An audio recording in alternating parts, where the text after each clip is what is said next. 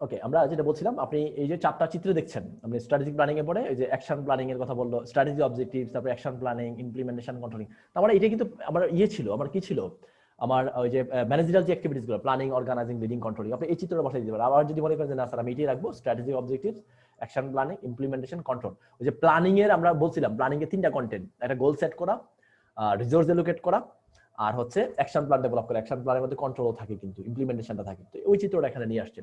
আর target কি, একটা সময় শেষে আপনি কি করবেন, আউটপুট প্রডিউস করবেন। আউটপুটে কি থাকতে পারে, ফিজিক্যাল প্রোডাক্টস থাকতে পারে, আপনি সার্ভিস প্রডিউস করতে পারেন যদি আপনার ব্যবসা সার্ভিস রিলেটেড হয়।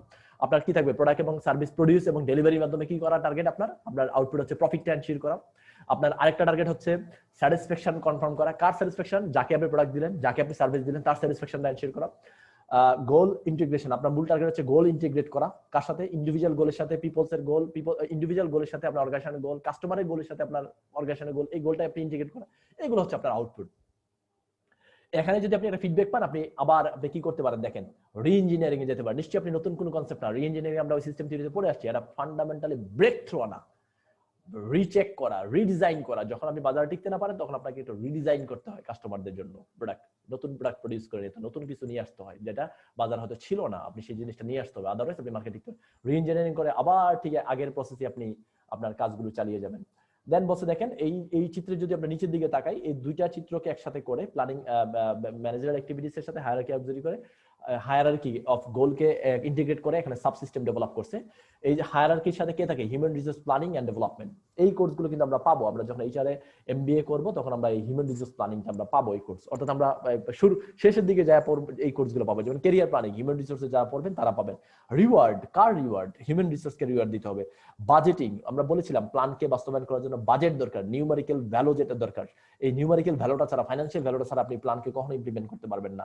তো এই হচ্ছে আমার আর এটা হচ্ছে অর্গানাইজেশন বাউন্ডারি। এই যে আপনি বর্ডারটা দেখছেন, এগুলো হচ্ছে প্রতিষ্ঠানের ভিতরে, কিন্তু বর্ডারের বাইরে কি, বর্ডারের বাইরে হচ্ছে আপনার এনভায়রনমেন্ট। এই এনভায়রনমেন্টে কারা থাকে, আপনার সরকার থাকে, এই এনভায়রনমেন্টের বাইরে আপনার কাস্টমাররা থাকে, এই এনভায়রনমেন্টের বাইরে আপনার আদার স্টেক হোল্ডাররা থাকে, লিগ্যাল অথরিটি থাকে, অথবা আপনি আউটসাইড অফ দ্য নেশনের কথা চিন্তা করেন, আপনি ইন্টারন্যাশনাল বিজনেস হলে আপনি এই এনভায়রনমেন্টের বাইরে। তো this is the system of MBU.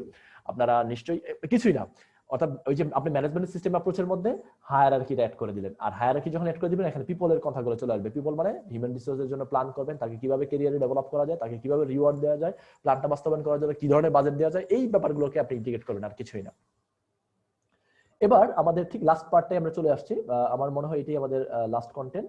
হ্যাঁ, benefits of management by objectives. এটা যদি আপনি ইমপ্লিমেন্ট করেন, মানে what types of benefits you will enjoy, আপনি কি ধরনের বেনিফিটস গুলো এনজয় করবেন। এক হচ্ছে আপনি মোটিভেট করতে পারবেন, মানে গোলটা ক্লিয়ার হয়ে গেল। যদি গোলটা ক্লিয়ার হয়, তাহলে কার কাছে ক্লিয়ার হয়, সব লেভেল। আপনি তো এমবিইউ তে কারা আছে, সবাই আছে, তো ওরা সবাই তো এই প্রসেসে ছিল, গোল সেট করার প্রসেস ছিল। তো এভরিওয়ান নোস অ্যাবাউট দা গোল। তো সেক্ষেত্রে সবাই মোটিভেটেড হবে যে হ্যাঁ, আমি তো এটা প্ল্যানিং স্টেজে ছিলাম, সুতরাং মানে একটা ভিতর থেকে ইনার একটা স্যাটিসফ্যাকশন তার মধ্যে কাজ করবে। সেকেন্ড বলতে দেখেন, improve managing through results oriented planning. আপনি তো রেজাল্ট ওরিয়েন্টেড প্ল্যান করলেন, সবাইকে আপনি আগেই জানাই দিলেন, সুতরাং এটা সবাইকে ম্যানেজ করা কিন্তু সহজ হয়ে যাবে, কারণ সবাই তো অলরেডি মোটিভেটেড কাজটা করার জন্য, সবাই অলরেডি জানে কি কি হবে আমার।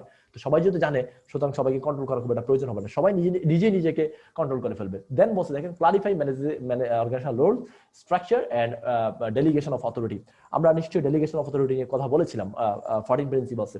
মানে it's a process of spreading the decision making power among the members of the organisation. অর্থাৎ আমি ডিসিশন মেকিং পাওয়ারটা এলোকেট করে দিলাম, অর্থাৎ সিদ্ধান্ত নেওয়ার ক্ষমতাটা আমি দিয়ে দিলাম কাকে, আমার জুনিয়র লেভেলকে, আমার